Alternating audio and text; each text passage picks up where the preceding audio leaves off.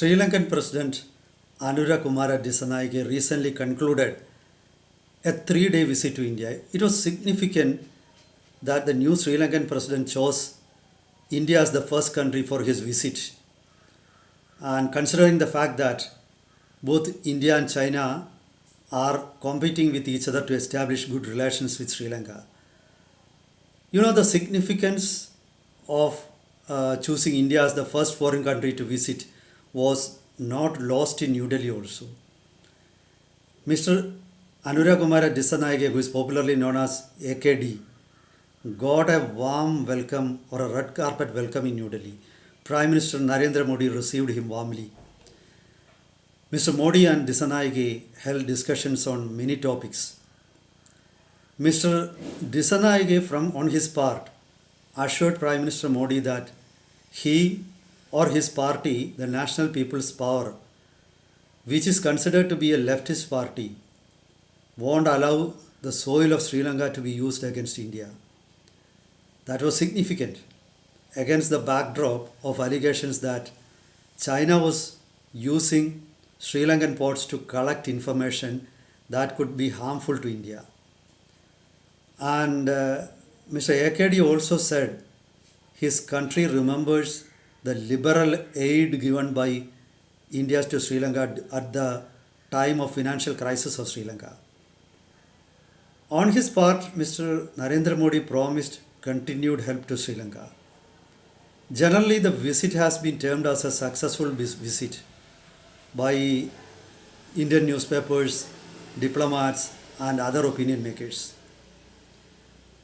We don't know whether the promises will be kept or will be implemented in its truest sense. But let's analyze the recent visit of Mr. AKD and let's visualize how this is going to impact India-Sri Lanka relations in the coming days. Welcome to Insights. This is Hari Kumar. Now the importance of Anura Dissanayake is, compared to former Sri Lankan presidents of Sri Lankan Freedom Party or United National Party UNP, Mr. AKD doesn't carry the baggage of the past with him. So he comes from a humble background and he has got a very convincing majority, he and his party I mean. They control both the parliament and AKD is a very powerful president of Sri Lanka. That is actually significant. We can rightly say that he is a breath of fresh air compared to previous leaders. So if he decides to strike a positive chord, he has got the mandate to do that. You should always remember that National People's Power has got representatives from Tamil majority areas also. The UNP or Sri Lanka SLFP could not even dream that in the recent times. So that makes Anura Dissanayake a very powerful president. So that gives him power, and so if he decides to establish excellent relations with India, that is in his power. That is the significance. Let's analyze what Indian media said about the visit. Almost all newspapers were lavished praise on AKD. One diplomat who wrote in, I think it was in Tribune, he noted that no country can choose its neighbors because of the geographical position. Choosing a neighbor is not in your power. But at the same time, you can choose a friend from among your neighbors. And if your neighbor becomes your friend, that is great, nothing like that. And he said the visit of AKD in New Delhi, gives such a signal. So that is very important. So I mean, the opinion is very positive. Only I think the Hindu struck an optimistic note, but it was cautious optimism. Hindu wrote, still you don't know the position of NPP, National People's Power, on the concept of devolution of power to the regional governments in Sri Lanka.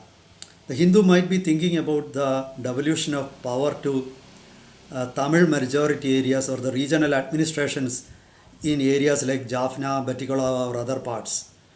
So that was a cautious note. Again, there is a problem between India and Sri Lanka regarding fishermen. Tamil fishermen often complain about Sri Lanka excesses from the part of Sri Lankan Navy. They complain that Sri Lankan Navy arrest them and take them, imprison them and put them in Sri Lankan jail. On the other hand, I think the Sri Lanka used to complain that Indian fishermen used to transgress, violate borders, and used to go to Sri Lankan waters for fishing, and that was why they got arrested. I think AKD and Prime Minister Narendra Modi will be able to sort out such issues. So this is one important uh, cautious note or apprehensions sounded by the Hindu. But in general, India's public, India's opinion makers, and India's media have concluded or termed the visit as a very successful one. And now let's think about the past of uh, Anura Dissanayake. When AKD came to power in Sri Lanka, actually there was an apprehension in India. Many newspapers wrote that he was a pro-China, not just an anti-India leader. Yeah, he was a pro-China leader. That was because of his association with Janata Vimukti Peramana. JVP had a history of militancy in Sri Lanka in the past. I think in 1971 and 1989, there were two uprisings. And JVP always took a hostile attitude towards India-Sri Lanka agreements.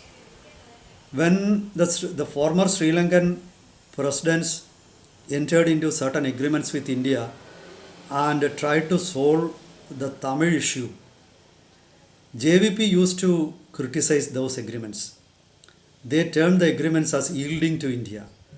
So that was the history of JVP. I think that was what made Indian opinion makers and media doubt about the future of India-Sri Lanka relations under AKD. But I think all those apprehensions and fears have been put to rest by some positive, proactive steps by Anura Dissanayake. Actually, this is not AKD's first visit to New Delhi. Even before the polls, India had started engaging with AKD, and he had visited New Delhi also. And so New Delhi had started building bridges with Anura Dissanayake. And I think New Delhi had certain inklings or certain thoughts that AKD may come to power in Sri Lanka. And actually that happened. So I think New Delhi was not really surprised when AKD came to power. And regarding the former Sri Lankan presidents, there have always been apprehensions in New Delhi. There have been criticisms that former Sri Lankan presidents were adept in political guile, and they used to indulge in double talk. Right from the days of Julius Robert Jayawardene, Rana Singhe, Premadasa, and even during the reign of Rajapakshas, there is a general feeling there was a general distrust in India regarding Sri Lankan leaders. Perhaps there may be some truth in that also. Those leaders never wielded absolute power, and that was perhaps a problem to them also. But in the case of AKD, it is not like that. He has got very convincing majority, and that makes him powerful enough to take any decision. So this is significant. Actually you can engage with strong people, not with weak people. Weak leaders should always be viewed with some certain amount of suspicion. You know, there were allegations that while Sri Lankan government invited India's peacekeeping force to Sri Lanka to quell the violence of Tamil tigers, they themselves armed Tamil tigers also. So it was a policy was like running with the hare and hunting with the hound. But that I think that even Sri Lankan leaders might have now realized that such a policy won't do any good for both countries. You know, earlier there was a saying that Sri Lanka should look up to India for security matters, and Sri Lanka should establish relations with China for economic matters. Now, during the economic crisis of Sri Lanka, it became very clear that China's aid always comes with a high cost, and India actually AKDs thanked India for providing a soft loan of 5 billion US dollars. And you know, a part of the aid was, loan was grand also. So, in many ways, I think Sri Lanka has also realized that India can help them financially. Now, there is another aspect. Many Indian companies are involved in, uh, the financial reconstruction of Sri Lanka, financial development of Sri Lanka. For example, Adani Group is involved in developing the western terminal of Colombo port. Then Adani Group is involved in certain energy projects of Sri Lanka. But at the same time, there are complaints also.